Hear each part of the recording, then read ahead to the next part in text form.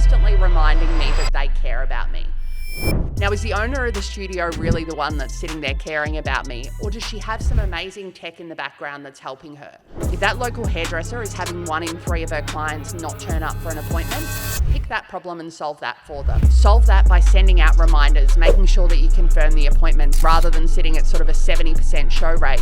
Her show rate's back up to 95, 100%. If I look up a restaurant online and they've got 1,000 5-star reviews and nothing but glowing commentary, I actually second guess it more than if I look at something real. People want to deal with people. They don't want to watch a video that looks like a stock image. They don't want to look at content where they don't actually know, was that you that built that house, or have you just found some really polished and slick operation online and you've just got some stock content off them? Elise, welcome to The Bottom Line. No, thank you for having me. I'm very excited to have you. A passion of mine is customer experience, customers, CRM, and things around making our business better in the way that we deal with our clients. So I'm really excited to have you on the show today. But for those that aren't familiar with Thryv and your story, I'd love for you to take us on a little journey of Thryv and Elise. Yeah, perfect. So Thryv is a NASDAQ-listed US company. Thryv acquired Census, so the Yellow Pages company here in Australia, back in 2021. Since then, we've taken a lot of traditional Yellow Pages customers who'd been very loyal to us for many years, and we've helped them digitise and modernise their business. We've helped them with things like ratings and reviews, building out a CRM system, getting them digitised and online, and really helping them with marketing their business, selling their wares, and really growing their business. From a personal perspective, I've been with the organisation for 20 years, so definitely a veteran. I started in the organisation 20 years ago before we ran around with smartphones and laptops, and back then we were doing business on carbonated paper. My role was photocopying that paper into the computer. So that's where I started, on the photocopier 20 years ago, and I think from the minute I walked into the organisation, it had ignited a passion in me. So small businesses, they're the mum and dads at the football on the weekend when I'm there with my kids. They're the friends and family, the neighbours down the road. And instantaneously, you can tangibly see the impact that you make on the lives of those small business owners. So it was definitely a contagious industry to move into. And was fortunate enough to then be able to start working in a sales environment and an account management environment, helping a lot of small businesses. So I spent about 10 years there helping small businesses market their business, grow their business, helping people make that step change back then, moving from a printed directory into the world of online. And really over that journey have had an amazing opportunity to really taste the success. And I think there is no other industry. Working with large corporates, it has a different feeling to it. But knowing that you're able to make such an impact on someone's life, you're able to help them go on an overseas holiday with their family for the first time, you're able to help them send their kids to private school. I think being able to make such an impact and see the difference is really powerful. We get to go out and see clients that are working at home on a dining room table and maybe it's just a husband and wife, and then you see them with a branded truck and a branded polo. You see them move into a factory and hire their first employee, and I think to know that we played some small part in the lives of those small business owners is a really powerful story. And I think 20 years later, I've still got the bug and I still love going out on the road and helping and supporting small business customers. And today I'm the vice president of the company. I run the organisation across Australia and New Zealand. So it's a pretty amazing industry to be in, and definitely love helping small businesses. I love that. Your passion is coming straight through your voice. I love talking to founders and people that are in leadership that still have that passion. 20 years you've been in the journey. Take us through your leadership journey, because you're photocopying and doing things on the ground 20 odd years ago.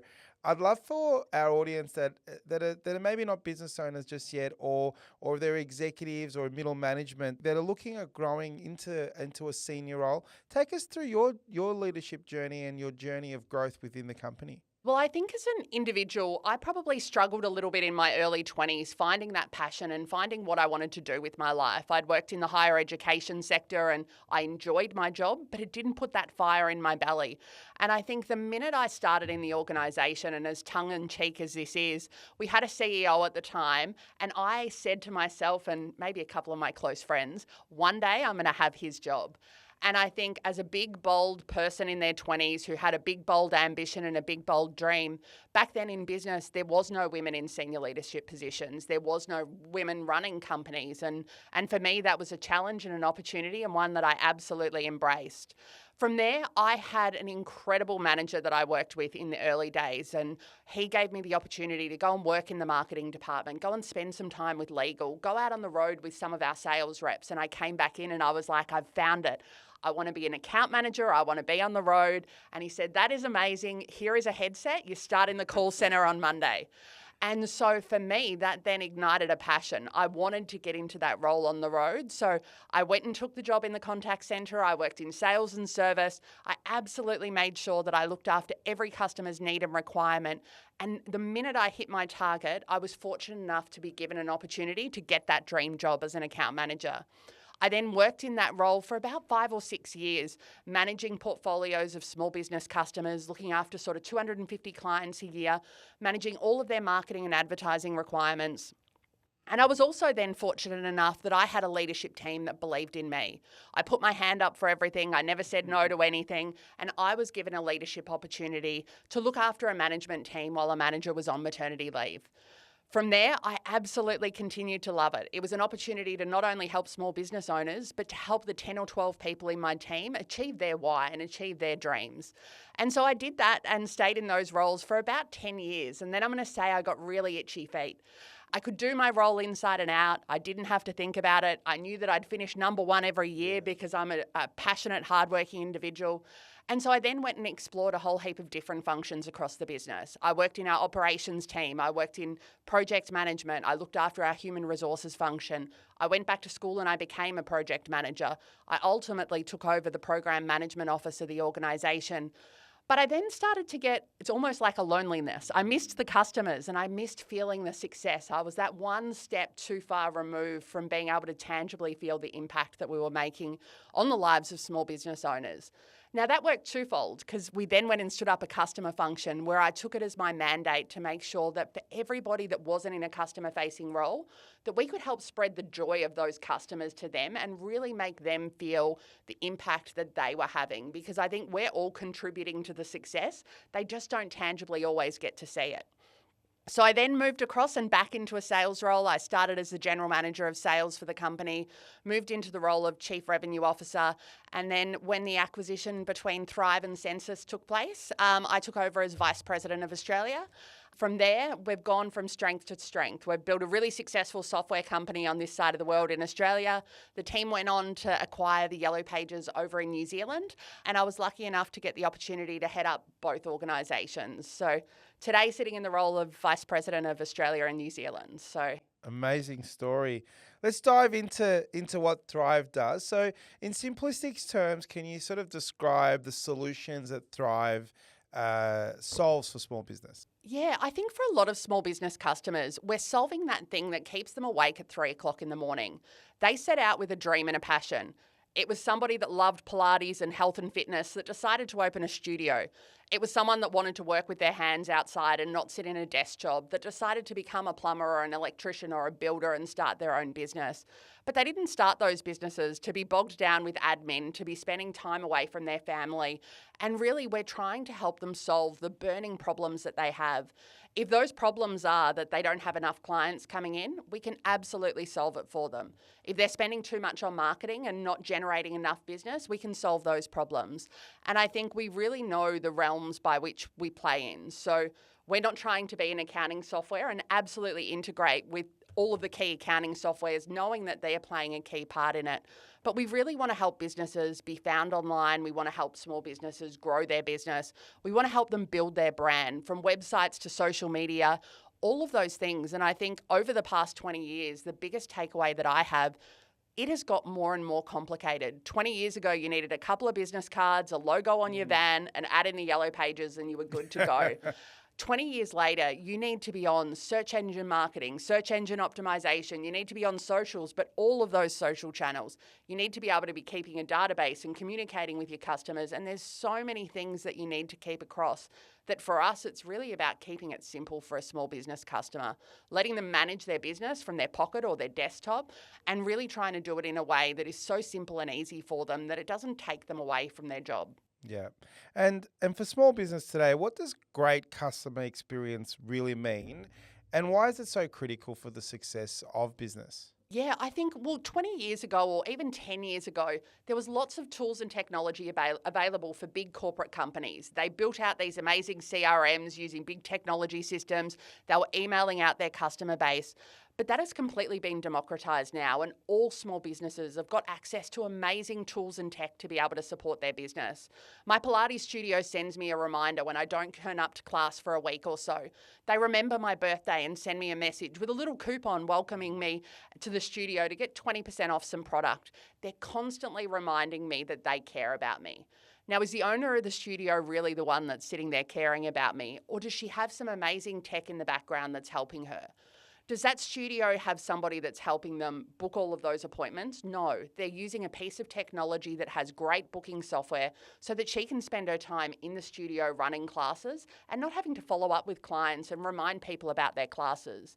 I think for a lot of small business owners, especially in the service industry, the volume of no-shows that they get is also a lot. So being able to send out reminders, make sure that you're confirming tomorrow's appointments, but doing all of that activity seamlessly when a small business owner isn't even thinking about it. There's a lot of automation that you can now build into the back end of a business that will take care of a lot of those tasks for you so that you can really focus on working in your business and generating money. Yeah, I find that it's a minefield though, and in terms of all the tools that are available, and you kind of get bogged down to trying to figure out what suits what for different things. So does Thrive solve a lot of these problems is in a one-stop shop kind of manner, or does it serve a particular purpose better than another? We probably have about 20 or 30 different features of the product that all work. Would you ever go out to a customer and talk to them about the 20 or 30 amazing things we're going to change in their business? Absolutely not. You are going to completely overwhelm them. Correct. But you are going to find out what are those one or two things that are keeping them awake at night. If that local hairdresser is having 1 in 3 of her clients not turn up for an appointment, pick that problem and solve that for them. Solve that by sending out reminders, making sure that you confirm the appointments. When people don't confirm or cancel the appointments, automatically go to a wait list of clients and fill those vacancies for them instantaneously rather than sitting at sort of a 70% show rate. Her show rate's back up to 95, 100%. And I think then you have an opportunity to look at different things. But I think if you can start with the biggest burning problem for that business and solve that, it'll go a long way to building faith and trust and credibility between you and that small business owner. You mentioned that that Thrive helps businesses grow, get them noticed online. In this competitive market, why is growth so important to small business, and how does technology play a part in that? I think for a lot of small business owners, and it's a really interesting one because I think post the COVID pandemic for kind of 3 or 4 years, I saw a lot of small businesses really wanting to survive and maintain what they had. They weren't looking at exceptional growth, but they were really looking at maintaining that status quo. So it was really about filling the void. At the moment, there is a huge appetite across small business owners to really help them grow the volume of leads and inquiries that they're getting into their business, but really being able to support them. I think a lot of small businesses, especially I think Australian small businesses, are quite humble. They've got people leaving them reviews online, which at times can be not so great reviews. Maybe they'll acknowledge them, maybe they won't, but they're not necessarily soliciting the amazing reviews from customers for them. They're not out there asking people to give them referrals. And I think giving them some tools and tech to help them do some of those simple things will go a long way in relation to improving their visibility online, but ultimately helping grow their business. So let's play a scenario, a little case study. So let's use hairdresser as an example. You're a hairdresser, you've just opened your shop. You've got a couple of hairdressers, you might have some followers online from prior roles or family and friends, and you're about to go to market. Take us through from a marketing perspective, from Thrive's perspective in terms of the things that you do. What are the things that a small business owner that's about to launch or looking at growing need to implement in terms of how they look after customer marketing? What would you do in that scenario in some chronological order? Yeah, perfect. And I think that's a really great example. So somebody that's taken that leap of faith, they're a hairdresser, they love working in the hair and beauty industry, and they've decided to go out on their own. Now, for the first couple of months or maybe the first 12 months, your friends and family are going to be all over you. They're going to love you. They're going to support you. But over time, some of that starts to dwindle out. or you actually want to be able to move from the garage into a shop front. Now, if you're wanting to go beyond that small ecosystem that is your kind of close-knit family network, the number one pieces to start with are really making sure that you've got a great website and can be found online. Now, that website needs to be mobile optimized, but it also needs to be AI friendly. The growth of AI search at the moment is huge, and you want to make sure that you're found no matter where people are searching for you. I think there are so many platforms and so many places online that you can get free listings, whether it's your Google business profile listing, but there are so many directories online. And I think making sure that you've got a really strong presence across all of those platforms is critically important. There are lots of things that you can do that are quite low cost things when you're first starting out in business to be able to help and support you. I think from there, especially in a creative industry like hairdressing, social media is so incredibly important. They may be experts at creating some incredible hairstyles, but they're not necessarily experts at creating content. So there are great tools that you can use. And I'm not just necessarily talking about Thryv tools. There's tools right across the web, but there are great tools you can use to be able to help and support you from a social perspective. Tools today have got AI integrated into them. They're able to sit there and help you craft really great content. You can create a post that's going to work across Instagram and Facebook and across all of those platforms. So I think as a really good foundational way, they are really great places to start. From there and down the track, you can look at larger investments and trying to drive lots of leads into your business. But I think to start with, that is critically important. The other thing that I'd say for any small business owner is don't underestimate data. If you have a client walk into your studio and get their hair cut today, capture their name, their address, their phone number, and their email address, because that is free for you to use forever to be able to continue to market to that person. You can send them out reminders. You can send them out promos. If you're having a quieter time over winter, you can send a 30% special out to all of your customers. And I think a lot of small business owners don't necessarily know, A, how to capture it, but then what to do with it on the other side. It's amazing how many business owners I talk to have got these incredible Excel spreadsheets of every client they've ever worked with. They've not ever done anything with it, but they knew that it was important to have it. And so that's probably another one that I'd say is data is incredibly important. You can spend all the money you want on driving leads into your business, but unless you're going to work on turning them into repeat business, that is a very expensive one-off customer. Do you find that now that with AI and some of these awesome tools that's available, it's a lot easier to actually do it? Or people still getting scared because it's unfamiliar and there's all these new tools and AI? Is it actually prompting them to go out and explore, or is it like it's just a minefield? It's too complicated. How do you feel the business community is engaging with the new technology? Well, I think the exciting thing is the opportunity is now small businesses can compete with large corporates. From an end user, you can give them the exact same experience that they would get from a large telco or a large bank or an energy provider.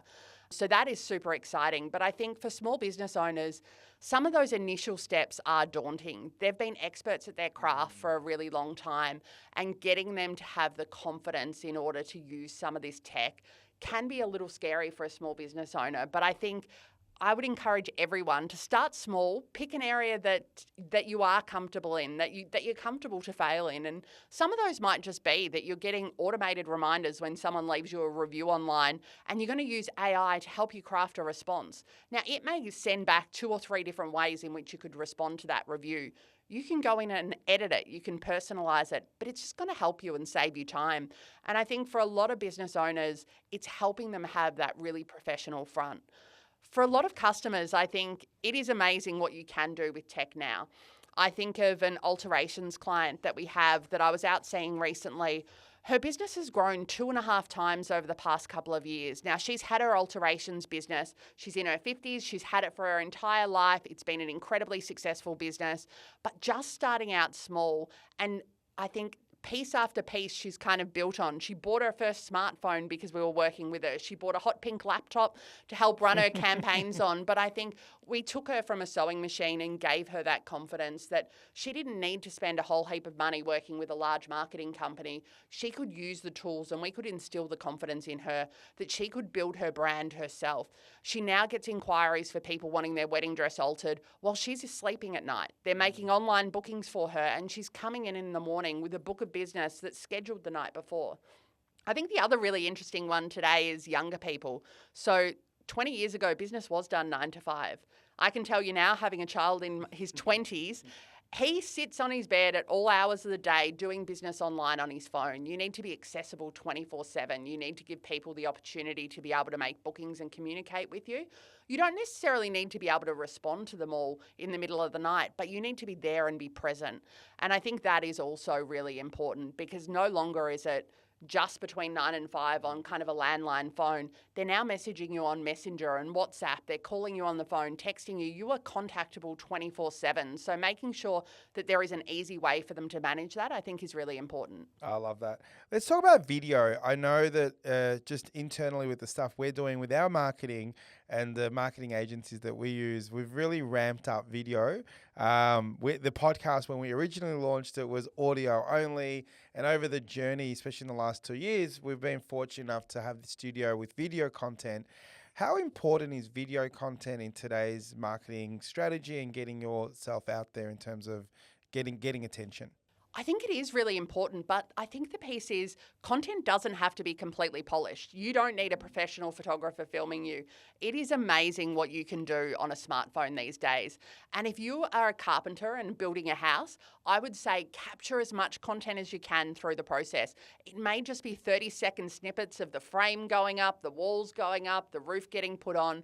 But it is amazing what you can do with that content at the end of the day to create some short, sharp, punchy videos that really highlight the skills and capability of your business. So I think for small business customers, don't be daunted by needing to have the professional studio and the professional lighting and to do it. I think people want to organically get to know a business owner. And so it can even be as simple as a number of photos that you can overlay with some imagery and voiceovers and things, but definitely a really important medium. And I think people are incredibly visual. So whether it's photos or video, you absolutely need to make sure you're maximizing it. Yeah, what you said there's right. We had a session yesterday and I was speaking to my podcasting agency, and the director of the podcasting agency that we use, and he started to put some videos online, and we're chatting about that, and he's on a journey of some unique content where he just talks to the camera. It's just him, and he's sharing some of his views, and we're just chatting about that whole process, because our podcast today is really professionally recorded, but he does this on his phone, and I was chatting to him, and he said one of the things that he found, when it's over-edited, overproduced, the lighting is crisp and everything is super professional, he believes that the consumer, there's a not lack of trust, but it's just overproduced, and the end user's going, oh, I don't know if I trust that person as much, because is it coming with some genuine, real thinking? It's just overly edited and overly produced.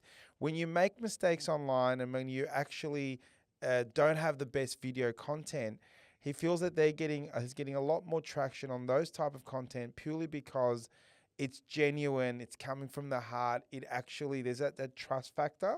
What do you say to that? You mentioned don't be afraid to make mistakes. Do you think it's better to have that, content that's just not as overly polished and just do as many of them? And how do you feel about what your views are in how the consumer takes that kind of content? I completely agree with them. I think people want to deal with people. They don't want to watch a video that looks like a stock image. They don't want to look at content where they don't actually know, was that you that built that house, or have you just found some really polished and slick operation online and you've just got some stock content off them? I think people want to deal with a business that they trust, that is credible, that they have a really great relationship with. And I think being you is really important, because you're going to be the one that goes out there at the end of the day. You don't have to look like you've got 200 staff and you've got this SMIC operation. You need to humanize it. And I think the same goes for things like reviews online. If I look up a restaurant online and they've got 1,000 5-star reviews and nothing but glowing commentary, I actually second guess it more than if I look at something real. People understand that things don't always go according to plan, and people want to see how you handle challenging circumstances. If a tradesperson's got a review online that gives them a 3-star because they arrived an hour late, acknowledging that feedback and saying, you know what, thank you so much. I am so sorry that we arrived late, but to make up for it, I'm giving you 50% off your next booking with us, and I promise you we'll never be late again. What a delightful experience for someone to see, that they know that if anything goes wrong, that you have their back and you'll look after them. And I think people want that real, raw honesty. So I think it is really important to come across authentic rather than completely polished. Yeah, no, I totally agree with that. Let's talk about something that's a bit more old school. So you've come from census, which is very print and so on, and we've kind of moved to video. One of the early stages of content that we used to do at Alexander Spencer was blog articles. And we used to write these really cool articles and, share tax tips and 5 ways to reduce your tax. And we'd put them online and on our website and we'd send it to all our clients. Do you think that's now outdated? Where do you see written articles, blog articles and things going out to clients in a written format? Is that now dated or does that still have a place? I think it does have a place, but it has a place for a really different reason. So, for the first time ever in a really long time, traditional search is being disrupted, and they've started to see a decline in search across kind of traditional media. Today, AI search is completely growing. People are using tools and tech to help them do things, and you want to be able to answer those prompt questions that people are typing into their AI search bot. So I would actually be thinking about a lot of those blogs and a lot of that content, that's all completely crawlable today. And so that textual content is really going to help you. If you're creating blogs, think of the questions that people call you up and ask you about the most. They're the questions that people are typing into AI to find out about you. And so if they're asking you those questions, that's what you should be writing that blog content about. So I think whilst the behaviours of people have changed, it may not necessarily even be human beings reading that blog content on the other side. It is still important to make sure that you have it so that you're absolutely found. For those that don't know what AI search is, just take us through what that is and how it's kind of evolved into what it is today and how people use it. Yeah, no problems at all. So I'm a Microsoft user. So Copilot is the default software that we have on our computers at work. Now, I am looking at going on a European holiday with my husband next year. I sat on the couch and I asked AI last week, I was like, we want to go to Croatia and we want to go to Italy. We want to go for 2 weeks. My kids aren't interested in coming. I think they're more excited about having the house to themselves. And I used AI to help me craft an itinerary. I said the hobbies and interests that my husband and I were interested in, what we were looking at doing. My husband's a bit of a foodie. And so I got recommendations around hotels, around locations, around day trips that we should be doing. I was getting recommendations on where we must eat and things that my husband would really like. And I really used that to help shape and craft the trip that we were about to take. Now, people are going to do that exact same thing when their toilet's blocked. And it may start with they want a DIY handyman job themselves and find out what they can do. But that search may move on to the fact that this job is bigger than a DIY handyman and they're really going to need somebody to help them. And so I think people need to be preparing for the fact that that traditional I need a plumber in Camberwell may absolutely change to different search terms and prompts. So I think it is a really important one for people to still think about. Not necessarily going to change the world tomorrow for small business, but I think over the next couple of years, it is really going to transform the way that people are searching. So in that scenario where you put in the prompt of where you should eat, where you should stay, and the things you should do in Croatia and Italy, does the AI then search the net, look at the best reviewed restaurants? So let's say it gave you 3 restaurant ideas, 3 steak restaurants, whatever it is. Did it actually search the net, find the best? So how does that business owner in Croatia go, okay, I need to stand out, I need to be recommended? What do they need to do behind the scenes to be the one that AI picks? Yeah, it's a really interesting one. So I think AI search is looking not only at websites, it's looking at blogs, it's also looking at online directories. So a lot of the time people think, I need a listing on Google, but do I actually need a listing on all these other directories and who is going to search them? If you jump onto some of those AI searches, you can actually have a look at the source data. And a lot of the time that it comes through, it is an online directory or blog that's driving that content. So I would almost say find a partner that you can work with that can help you push that content out on the web. You don't need to sit there and be writing online listings that are going to go across 40 directories. You need to find a way to do it simply and easily. And there are so many great tools out there that small business owners can do that can help them populate those listings, populate them with really relevant content, but start to answer some of those unanswered questions that people are calling in and asking them. So I've never heard, I know Google Business but online directories, I mean, I'm of the world of yellow pages and white pages. I do remember the big thick books. But then when we went to Google and people build a website, and I know that then Google Business came up, which is a directory. When you say there are all these online directories, Can you share some of those? Because I'd love to be on them. I don't think Alexander Spencer is on any of those. Yes. What are they? There are lots of verticalized directories where you could be in the hairdressing industry or the beauty industry and different industries. There are still directories like the Yellow Pages and the White Pages that are out there today, but there are so many different sources on the web that are relevant for people to be found. There are platforms like Nextdoor that you need to make sure that you're listed on, and some of those may not seem necessarily relevant when you're sitting there thinking, why do I need a listing on Nextdoor? I don't think anyone in Camberwell's searching on Nextdoor, but really giving you the power to say, people aren't necessarily going to these sites as a destination site. Those sites are serving up the content to all of the AI prompts in the back end. So making sure that you really are found across those platforms is critically important. And let's talk about paid advertising. So I know there's been a little bit of disruption in that world as well, where because of AI search now, people are kind of typing into Google and they're getting either the Google's AI or they're going straight to Copilot or ChatGPT. Where does paid search become powerful now? Whether it's a sponsored, I need my plumbing, my bathroom fixed, and you get the sponsored ad. Is that now phasing out? Are people actually investing in paid ads, or is that something that small business should just do right at the end? What are your thoughts on that? I think it's really hard for small business owners because there's so many places that they need to advertise and be found. So the world of being a small business owner is incredibly complicated today. Paid search absolutely is relevant in today's world and has a place in today's world. For that hairdresser that maybe is just starting out, it wouldn't necessarily be the first place that I'd recommend that they go to. But I think based on the heading and industry, there really is an opportunity that you can partner with a small business and find the right things. I think when you look at platforms like social, they are great at being able to build your reach and exposure in your local network. That hairdresser can really target ladies between a certain age that like getting their hair done, maybe they like health and fitness and beauty and well-being, and she can absolutely use social channels to target women in the demographic she's looking for in her local area so that her ads are served up to them. There is so much tech in the background that for a business owner, you don't now need to be creating ads across all of those social platforms. You can use a tool in the background to really harness the audience that you're wanting to attract and then really focus on serving your ads in that direction. I think as a business, though, grows and expands, there are still exceptional results that come through from paid search. Do I think in 5 years' time it will be as relevant as it is today? Potentially not with the pace of change.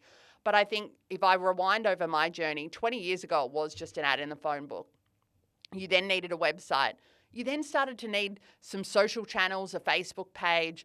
But now it's SEM, SEO, social display. There are so many different places that small business owners need to be that I think there is no one-stop shop. You really want to make sure no matter where somebody's searching that your business comes up at the top of the search results and that you can absolutely be found. Let's talk about 5 years and maybe beyond. What are your thoughts? You're in the game. You've been doing this for a long time, and your business is about being, custom experience, being found online websites, and it went from the old way. We're sort of in this new way of doing business in terms of how we attract attention. Where do you see this all play out in 5 to 10 years? And what's Thryv thinking around that? Being a large company on the New York Stock Exchange, where do they see 5, 10 years play out in how we interact in small business, online, paid ads, and all of that world? It is so incredibly powerful. So for a small business owner today, the world has never been more complicated. The pace of change has never been so quick. And I think for us, it really is making sure that both staying connected to our customers and also staying connected to search behaviour and where people are searching. I think if I fast forward 5 or 10 years, I can tell you that people are going to be advertising in platforms and places that you and I have never thought of. And so I would love to have a crystal ball to be able to tell you where those platforms are. Are they even platforms? But it's really on us to make sure we're staying across and abreast of all of those changes happening in the market. But ultimately, for a small business owner, all of this is overwhelming. They are a hairdresser, they want to fill that seat, and they want to make sure there is bums in that seat all day, every day. And that's the measure of success for them. And I think for them, it's stripping out that complexity to say, find a partner that you can really trust, that you can work with, that can keep bums in seats in your salon, that can help you achieve your goals. Because maybe your goal of running a salon is to have some financial freedom, to buy your first house, to send your kids to private school, to be able to move into a factory and build an empire down the track. But whatever that dream is, don't let the complexity of today kind of hold you back. Try and find someone that you can work with that can really help and support you, and let them worry about that noise and that crazy. And you just worry about being the best hairdresser that you can be. And I think there is such great technology out there today that for lots of small business owners, they're saving hours and hours and hours every single week by being able to use tools to be able to support them grow their business, but grow it without them spending time. I think one of the biggest pieces I saw over the past couple of years is really that freedom of time. Small business owners were not able to turn up to their kids' footy game on a Saturday because they were bogged down with paperwork and admin and everything that came from running a small business. Lean into that. Let go of all of that kind of burden. Use some tech and tools to be able to help you grow your business, but ultimately find someone that you can really trust, that's going to help and support you, that's out there and proven in the market. But I think the other really dangerous thing for small business owners is they can end up being overburdened by all of these tools as well. If you think of the Netflix subscription where you end up with all of this subscription tech and you're not actually using half of it. So make sure whatever you're going to sign up for, make sure that you partner with someone really great, that they're going to help and support you, but also that it's really making a meaningful impact on your business. I love that.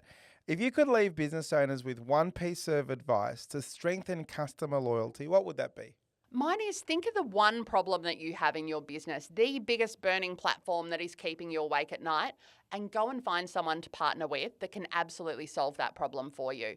I think if you can release the burden of your biggest burning platform, from there's no stopping you. And there are so many ways and so many tools out there to support small business owners. But I think my leap of faith is be bold and tackle that biggest problem first, and it will be amazing the freedom that comes from solving it. I love that. Thank you so much, Elise, for joining me on The Bottom Line. I can feel the passion in you in terms of how you talk about the products that Thryv have created, the customer journey, and even the fact that you've been such a loyal employee and been there for so long. You can just see the passion. I know our small business owners that are listening today have getting inspired to go out there and find these tools and make sure that they're implementing things that they're going to improve their customer journey, improve their customer experience, and hopefully ultimately grow their business. And hopefully they're not up at night as much as they should be. So thank you for joining me on The Bottom Line. No, thank you very much. And if anyone would like to know more, jump across and join us at thryv.com.au. Definitely. Thank you.